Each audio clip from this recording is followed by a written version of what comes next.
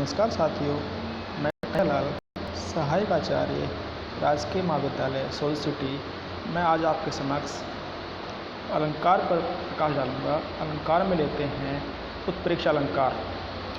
इसकी परिभाषा देखिए। उत्प्रेक्षा का अर्थ होता है अनुमान या संभावना प्रकट करना।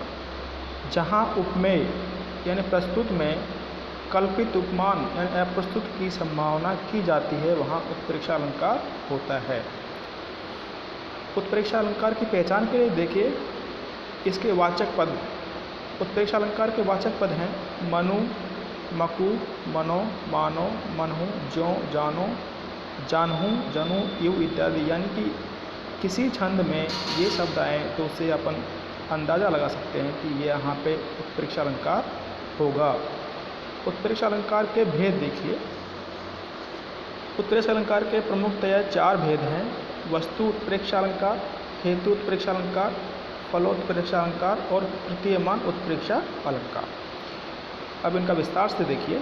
वस्तु उत्प्रेक्षा अलंकार, जहाँ प्रस्तुत वस्तु यानी उपमेय में अप्रस्तुत वस्तु यानी उपमान की कल्पना या संभावना व्यक्त की जाती है, वहाँ वस्तु उत्प्रेक्षा अलंकार होता है।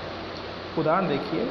सोहत ओढ़े पीत पटु श्याम सलोने गात, मनो नीलमणि शैल पर आतप प्रयोग प्रभात।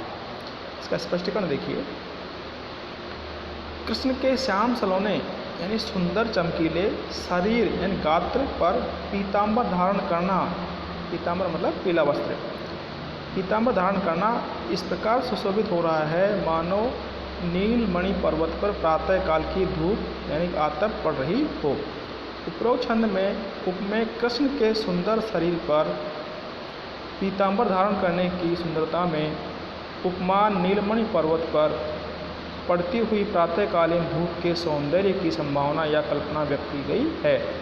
विवेच्य छंद में कृष्ण द्वारा धारण किया हुआ पीताम्बर का सौंदर्य प्रस्तुत वस्तु है और अप्रस्तुत वस्तु धूप का सौंदर्य है, अतः विवेच्य छंद में वस्तु उत्प्रेक्षा अलंकार है।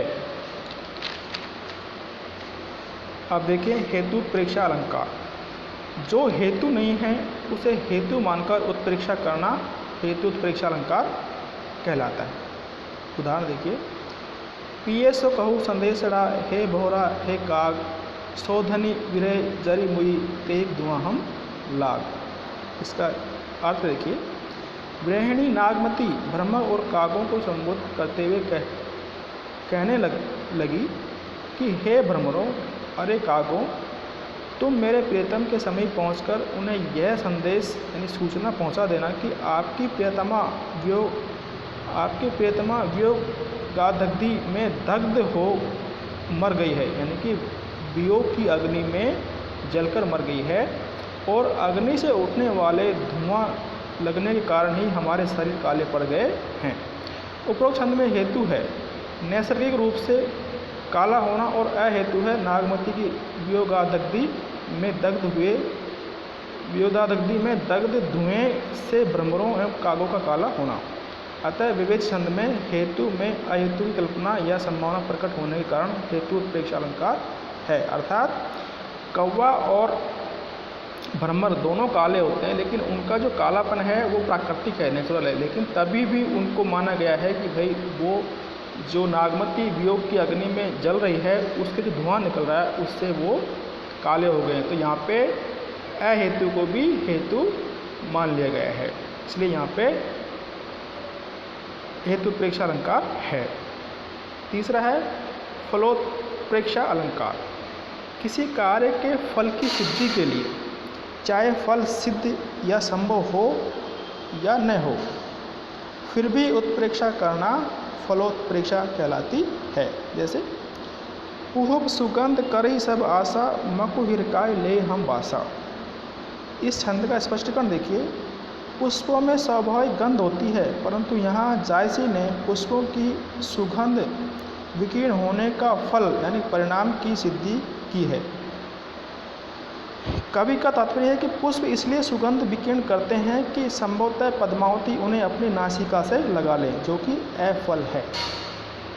इस प्रकार उपरोक्त छंद में अफल में फल की संभावना या कल्पना व्यक्त होने के कारण फलोत्प्रेक्षा अलंकार है।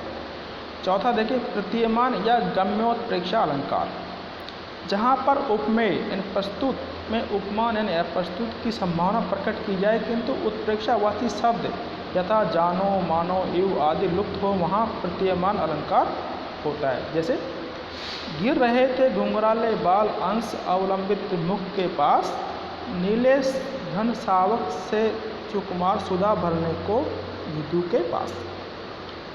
स्पष्टीकरण देखिए, श्रद्धा के उस कांतिपूर्ण मुख के समीप ही कोमल एवं घुंघराले बाल फैले हुए थे जो पीछे की ओर दोनों कंधों पर पड़े थे। उन्हें देखकर ऐसा ज्ञात होता या मानो नीले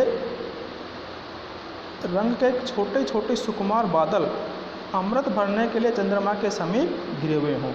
उपरोक्त छंद में नीले घन सावक से सुकुमार पंक्ति के आगे उत्प्रेक्षावाची शब्द लुप्त है, अतः विवेच्य उदाहरण में प्रतीयमान या गम्योत्प्रेक्षा अलंकार है।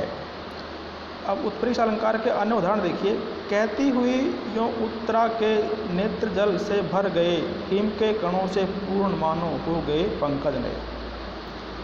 दूसरा देखिए, पुनि पुनि मोहि देखाव कुठारू, पुनि पुनि मोहि देखाव कुठारू, चहत उड़ावन फूंकी पहाड़ू। तीसरा देखिए, मानो कठिन आंगन आंगन चली, ताते राते पाएँ।